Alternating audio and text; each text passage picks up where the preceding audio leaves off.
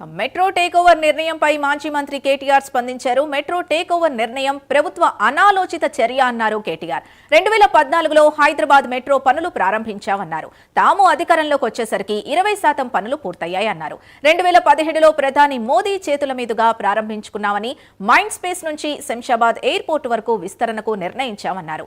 ఎన్ని ఇబ్బందులు ఎదురైనా మెట్రో ప్రాజెక్ట్ ని తీసుకొచ్చామని చెప్పారు. తాము అధికారం నుంచి దిగిపోయే నాటికి హైదరాబాద్ మెట్రో 2వ స్థానంలో ఉందన్నారు.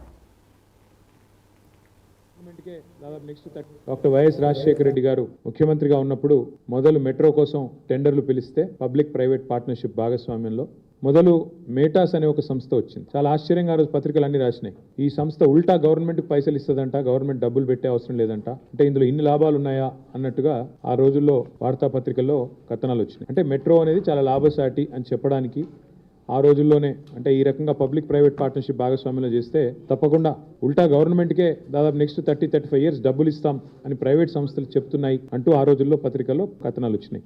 తర్వాత L&T అనే సంస్థ అల్టిమేట్గా మళ్ళీ తిరిగి టెండర్ తీసుకున్నది. ఇది ఏషియాలో కాదు, ప్రపంచంలోనే అతి పెద్దదైన public private partnership in metro rail.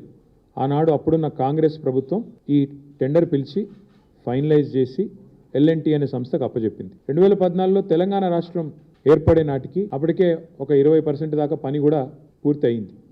పని మొదలైంది, పని ఒక 20% పూర్తయింది. భారతదేశంలో కాదు, ప్రపంచంలోనే పెరుగుతుంది అని చెప్పి వాళ్ళకి ధైర్యం చెప్పి, మీకు ఏం కాదు అని చెప్పి చాలా గట్టిగా ఆనాడు కేసీఆర్ గారు ధైర్యం ఇచ్చి మొత్తానికి 2014లో మేము బాధ్యత తీసుకుంటే 2017 కల్లా మెట్రో మొదటి దశ పూర్తి చేసి గౌరవ ప్రధానమంత్రి గారిని ఆ ప్రారంభోత్సవానికి కూడా 3 ఏళ్ల కాలంలోనే మొదటి దశ పూర్తి చేసి ఆహ్వానించి వారి చేతుల మీదుగానే 17లో మీకు గుర్తుండాలి, నవంబర్ 29 నాడు మెట్రో మొదటి దశని సక్సెస్ఫుల్